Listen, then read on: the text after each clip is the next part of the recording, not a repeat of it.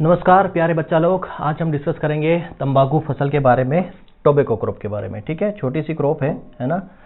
Question generally देखने को नहीं मिलते, लेकिन इसकी प्रोसेस वगैरह से क्वेश्चंस कभी कभार बन जाते हैं, तो थोड़ा बहुत इसको हम समझेंगे, ज़्यादा इसमें कुछ नहीं है ना।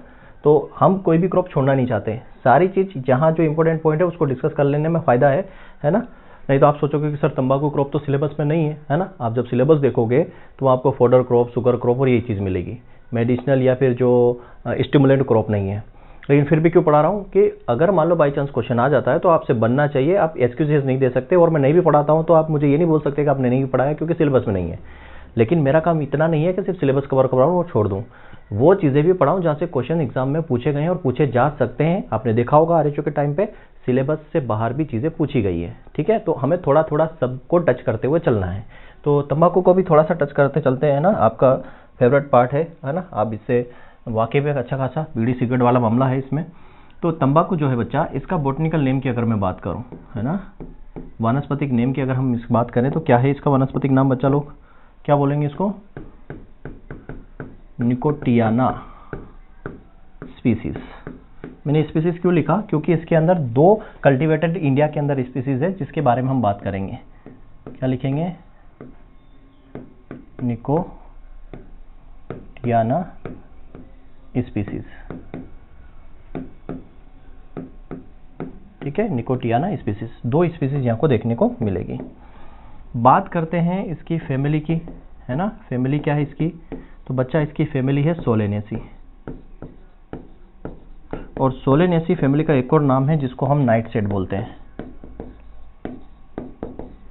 अगर नहीं पता है तो ये आपके लिए नई चीज़ है।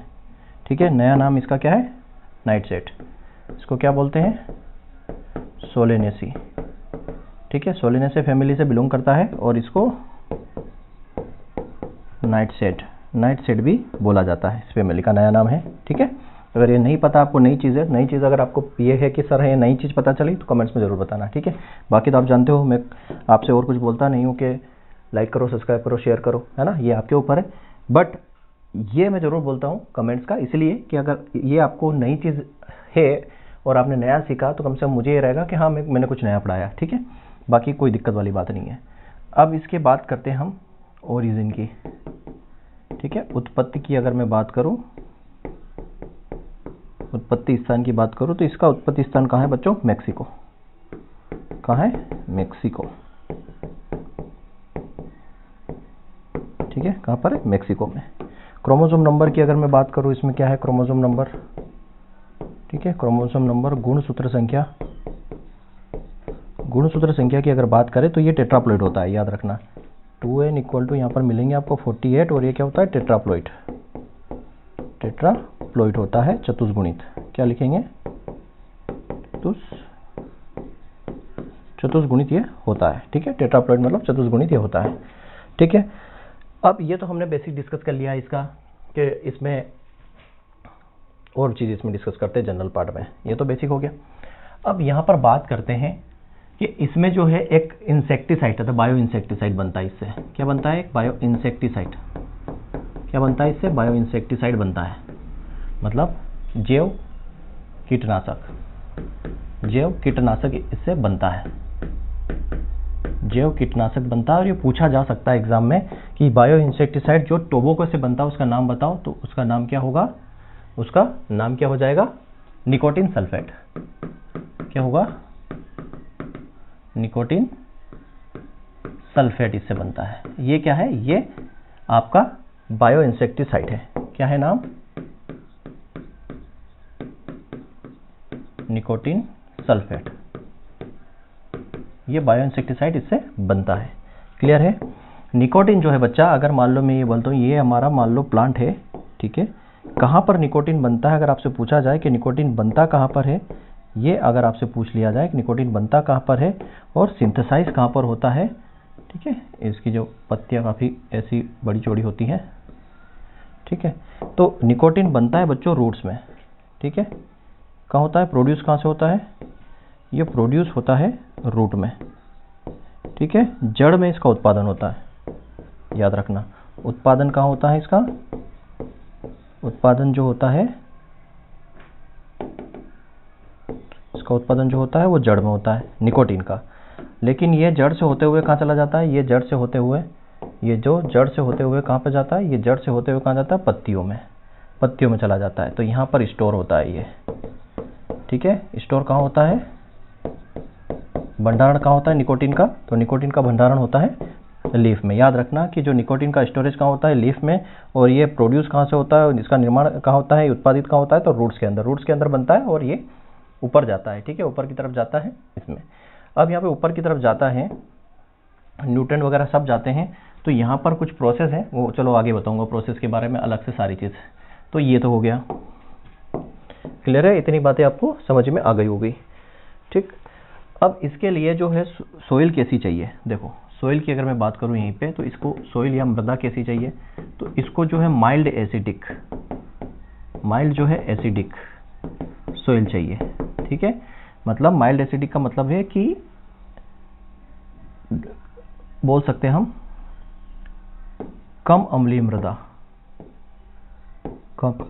मृदा इसको चाहिए। कम अम्लीय मृदा का मतलब जिसका पीएच कितना हो, 5 से 6, लगभग 5 से 6, ठीक है। आप बोलोगे सर आपने जनरल एग्रीकल्चर में इसका पीएच जो है 5.5 से 7.5 बताया, तो वही रेंज है, 5 से 6 बोलूँ या 5.5 से 7.5 बोलूँ, उसी के बीच में। तो डाटा तो वेरी करता है, तो आप 5.5 से 7.5 भी लिख सकते हो और 5 से 6 भी लिख सकते हो। तो माइल्ड एसिडिक आप 5.5 से 7.5 भी लिखोगे तो ये माइल्ड एसिडिक के उसमें ही आएगा, क्लियर है। अब इसके लिए जो है कौन सी सोइल सुटेबल नहीं है, तो याद रखना सोडिक सोइल जो है वो क्या है, अनफिट है। मतलब सोडिक सोइल जो है, सोडिक सोइल का मतलब क्या हो गया, यहाँ पे जो सोडिक सोइल है या जिसमें जो है आप क्या बोलोगे इसको, जो एल्कलाइन सोइल है वो यहाँ पर अनफिट है। क्यों अनफिट है, क्योंकि सोडिक सोइल में क्या होता है, क्लोरीन आयन, ठीक है, क्लोरीन आयन होते हैं, ठीक। अब ये क्लोरीन आयन क्या करते हैं, टोबैको की जो लीफ होती है, बर्निंग मतलब इसकी क्या होती है, इसकी वजह से पुअर बर्निंग क्वालिटी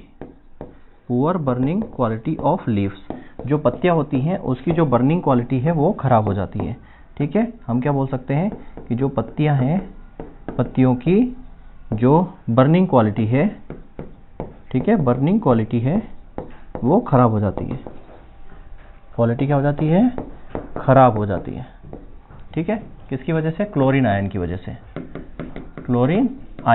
से। और क्लोरीन आयन कहाँ, सोडिक सोइल में क्लोरीन आयन पाया जाता है, इसलिए सोडिक सोइल जो है वो अनुपयुक्त है। क्या है, अनुपयुक्त है किसके लिए, टोबैको के लिए। क्यों, क्योंकि उसमें क्लोरीन आयन होते हैं। क्लोरीन आयन क्या करते हैं, जो टोबैको की पत्तियां होती हैं उसकी जो बर्निंग क्वालिटी होती है उसको खराब कर देती है, उसकी बर्निंग क्वालिटी जो है खराब कर देती है, ठीक है। ये सुटेबल नहीं है, इसलिए इसके लिए जो एसिडिक सोइल है वो बेस्ट मानी जाती है। इसमें अगर मैं बात करूँ, एक ही वैरायटी आपको याद रखना है, फर्स्ट हाइब्रिड वैरायटी जो है वो कौन सी है, फर्स्ट संकर किस्म, वो आप याद रख सकते हो कौन सी है, GTH1। ये हमने जनरल वाले पार्ट में भी, फर्स्ट इन एग्रीकल्चर में भी पढ़ा है, क्लियर है। अब यहाँ पर बात करते हैं हम किसकी, अब इसमें एक स्कॉर्चिंग होता है, स्कॉर्चिंग एंड बर्निंग। स्कॉर्चिंग और बर्निंग जो होता है ये किसकी डिफिशियंसी से, तो पोटास की डिफिशियंसी से, पोटास की कमी से। याद रखना पोटास की जो कमी है उसकी वजह से उसमें लीफ जो है, स्कॉर्चिंग बर्निंग ऑफ लीफ, जो पत्तियां हैं, ठीक है, जो पत्तियां हैं, पत्तियों में स्कॉर्चिंग और बर्निंग की जो समस्या आती है वो किसकी वजह से आती है, पोटास की कमी की वजह से। अब स्कॉर्चिंग एंड बर्निंग क्या हो गया, स्कॉर्चिंग आपने देखा पत्तियां जो होती हैं उन पत्तियों में क्या पड़ जाते हैं, आप इस तरीके से आप देखोगे तो ये इस तरीके से कटे फटे से छेद से आपको दिखाई देते हैं, है ना, इस खेत। और बर्निंग मतलब जो है थोड़ा सा आपको झुलसा हुआ दिखाई देगा। तो ये किसकी वजह से होता है, पोटास की कमी से। पोटास क्या काम करता है, पोटास जो है क्वालिटी और चमक के लिए, शाइनिंग के लिए रिस्पॉन्सिबल होता है पोटास एलिमेंट। तो यहाँ पर स्कॉर्चिंग और बर्निंग जो होती है वो पोटास की कमी की वजह से ही होती है, ठीक है। इतनी बात समझ गए। अब मैं यहाँ पर इसके कल्टीवेशन की बात करता हूँ। तो 2 कल्टीवेटेड स्पीसीज है, यहाँ पर 2 कल्टीवेटेड स्पीसीज है और दोनों टेट्राप्लॉइड है। तो एक क्या है यहाँ पर, एक है आपका निकोटियाना टबेकम, निकोटियाना टबेकम, और एक है निकोटियाना रोस्टिकम, ठीक है। निकोटियाना टबेकम और निकोटियाना रोस्टिकम। क्लियर है। इसमें जो है निकोटिन की मात्रा कितनी होती है, इसमें निकोटिन की मात्रा 0.5 से लेके 5.5% के आसपास होती है। ठीक है, निकोटिन की मात्रा, ठीक है, निकोटिन की मात्रा कितनी होती है, 0.5 से 5.5। और ये जो है mostly cultivated in India, mostly cultivated in India, India में यही कल्टीवेशन, ठीक है, भारत में इसी की खेती होती है, ऐसा बोल सकते हैं, भारत में इसी की खेती सर्वाधिक होती है, भारत में इसी की खेती सर्वाधिक होती है, किसकी, निकोटियाना टबेकम की। क्लियर है। और ये जो होता है ये किसके लिए, सिगरेट, ठीक है, सिगरेट एवं चेविंग पर्पज के लिए, चेविंग पर्पज के लिए, ठीक है, सिगरेट और चेविंग पर्पज के लिए इसका यूज़ किया जाता है। अब सिगरेट चेविंग पर्पज आप सब जानते हो, है ना, जो यूज़ करते हैं उनको पता है कि सिगरेट और चेविंग पर्पज चबाने के हिसाब से, और जो सिगरेट जो पीते हैं सिगरेट के अंदर जो टोबैको डाला जाता है, याद रखना, जो चबाने वाला तंबाकू है और जो सिगरेट में भरने वाला तंबाकू है वो निकोटियाना टबेकम से आता है। अब देखो 0.5 से 5.5, इसमें देखो निकोटिन की मात्रा कम होती है। दूसरा मैं बात करता हूँ आपको क्या सेवन करना चाहिए, इसको देखो, निकोटियाना रोस्टिका की बात करते हैं। निकोटियाना रोस्टिका जो है इसमें निकोटिन की जो मात्रा होती है, ठीक है, इसमें जो निकोटिन की मात्रा होती है वो 3.5 से लेके 8% तक होती है, ठीक है, 3.5 से 8% तक होती है ना। और ये लिमिटेड इसका कल्टीवेशन होता है, लिमिटेड कल्टीवेशन इन इंडिया, ठीक है, limited cultivation in India, India में इसका कल्टीवेशन बहुत सीमित है, ठीक है, ऐसा बोल सकते हैं, सीमित खेती इसकी होती है भारत में, ठीक है। और इसका जो यूज़ किया जाता है वो किस में किया जाता है, हुक्का में, किस में किया जाता है, हुक्का, फिर आ जाएगा आपका चेविंग और स्नूफिंग, ठीक है, हुक्का में, चेविंग में और स्नूफिंग में, है ना। हुक्का जो आपने देखा होगा लंबी सी नली निकली आती है और यहाँ से फूंक मारते हैं इस तरीके से, है ना, चेविंग को चबाने में, और स्नूफिंग में इसका इस्तेमाल किया जाता है। अब सोचो ये ज़्यादा खतरनाक है या ये ज़्यादा खतरनाक है, ये ज़्यादा खतरनाक है, ठीक है। चलिए ये तो हो गई दोनों की बात। अब यहाँ पे बात आती है कि दो कैटेगरी यहाँ पर है, मतलब जो इंडियन टोबैको है उसकी दो कैटेगरी है, एक है फ्लूकड वर्जीनिया,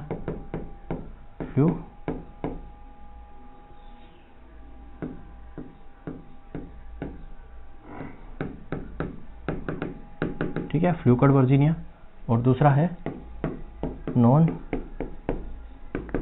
वर्जीनिया टाइप। दो प्रकार के आपको इंडियन टोबैको में मिलेगा। इसके अंदर तो आता है सिगरेट टोबैको, ठीक है, इसके अंदर आता है सिगरेट टोबैको, सिगरेट तंबाकू इसके अंदर, पहला पॉइंट। दूसरा ये मोस्ट एक्सपोर्टेड है, मोस्ट एक्सपोर्टेड टाइप, इसका क्या होता है, निर्यात बहुत ज़्यादा होता है, ठीक है, निर्यात सबसे ज़्यादा होता है इसका, ठीक। और इसका जो है एरिया की बात करें तो एरिया इसका 30% होता है इंडिया के अंदर, और प्रोडक्शन इसका देखोगे तो लगभग 20% के आसपास इसका उत्पादन होता है। नॉर्थ वर्जीनिया टाइप में आ जाएगा आपका बीड़ी, ठीक है, हुक्का और चेविंग, ये आ जाएंगे इसमें, ठीक है। अब यहाँ पर जो है इसका प्रोडक्शन जो होता है लगभग 70% प्रोडक्शन है, और एरिया जो है कवर होता है लगभग 80% इंडिया के अंदर, ठीक है। सिगरेट जो है फ्लूकड के अंदर आता है। एग्जांपल पूछा जाता है कि सिगरेट किस टाइप का टोबैको है, तो फ्लूकड वर्जीनिया टाइप का जो है ये टोबैको है। क्लियर है। इसकी सीड रेट की मैं अगर बात करूँ, सीड रेट क्या यूज़ करेंगे इसका नर्सरी के लिए, लगभग 2 से 3 kg पर हेक्टेयर, और जो नर्सरी एरिया, नर्सरी का जो क्षेत्र है वो लगभग 100 मीटर स्क्वायर 1 हेक्टेयर के लिए यूज़ किया जाता है, फॉर 1 हेक्टेयर। 1 हेक्टेयर में आपको अगर टोबैको लगाना है तो उसके लिए नर्सरी एरिया लगता है 100 मीटर स्क्वायर, ठीक है। 2 से 3 kg पर हेक्टेयर इसकी सीड रेट लगती है। क्लियर है इतनी बात। प्रोसेस की बात करते हैं, प्रसंस्करण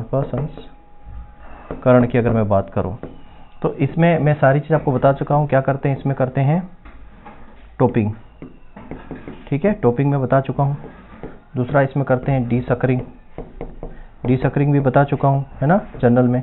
फिर इसमें क्या करते हैं, प्राइमिंग, प्राइमिंग करते हैं, प्राइमिंग पर चौथा इसमें क्या करते हैं, फिर इसमें करते हैं करिंग, ठीक है, करिंग करते हैं। ये 4 प्रोसेस के अंदर की जाती है, ठीक है।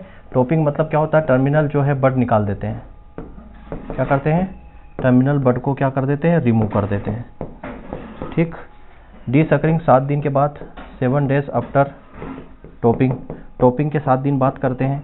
और इसमें क्या करते हैं, जो नीचे की सूखी पत्तियां होती हैं, सकर्स होते हैं, लेटरल ब्रांचेस से, उनको निकाल देते हैं। इन दोनों को करने के पीछे रीज़न क्या होता है, एनर्जी को डाइवर्ट करना, क्या करना, एनर्जी डाइवर्ट करना। कहाँ पर, फ्लावर बड से लीव्स के अंदर। जो फ्लावर बड है, फ्लावर बड में एनर्जी जा रही है, ठीक है। ये अगर मान लो हमारा प्लांट है तो यहाँ नीचे से जो न्यूट्रिएंट वगैरह है, न्यूट्रिएंट से न्यूट्रिएंट वगैरह जो है वो कहाँ जा रहे हैं, ऊपर या फ्लावर बड पे जा रहे हैं। फ्लावर बड को रिमूव कर दो तो ये न्यूट्रिएंट कहाँ जाएंगे, इधर पत्तियों में आ जाएंगे, और पत्तियों में तो चाहिए।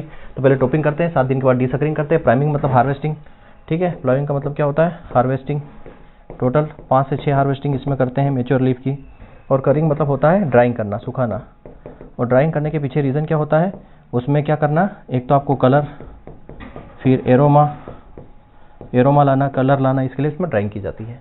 तो ये सिस्टमेटिक प्रोसेस है। सबसे पहले क्या होगा, टॉपिंग, टॉपिंग के बाद डीसकरिंग, डीसकरिंग के बाद होगा प्राइमिंग, प्राइमिंग के बाद होता है करिंग।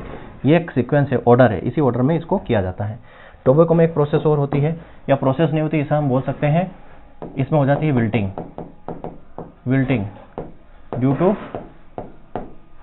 वाटर लॉगिंग, ठीक है। वाटर लॉगिंग की वजह से इसमें विल्टिंग हो जाती है। और इस प्रोसेस को क्या कहते हैं हम, फ्लूपिंग, क्या कहते हैं, फ्लूपिंग कहते हैं, ये याद रखना, ठीक है। झुलस जाता है, मतलब जो टोबैको है, टोबैको का पौधा झुलस जाता है पानी भरने की वजह से, पानी भरने की वजह से उसका झुलस जाना या मुरझा जाना, इसको हम फ्लूपिंग बोलते हैं। तो टोबैको के अंदर इतना ही आपको पढ़ना है। इसमें जो मोस्ट इंपोर्टेंट इंसेक्ट होता है टोबैको कैटरपिलर, क्या है, टोबैको कैटरपिलर, ये इंपॉर्टेंट इंसेक्ट है टोबैको कैटरपिलर, ठीक है।